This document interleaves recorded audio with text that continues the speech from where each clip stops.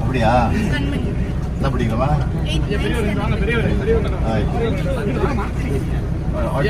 நல்லா இருக்கும் வாழ்த்து வாழ்த்து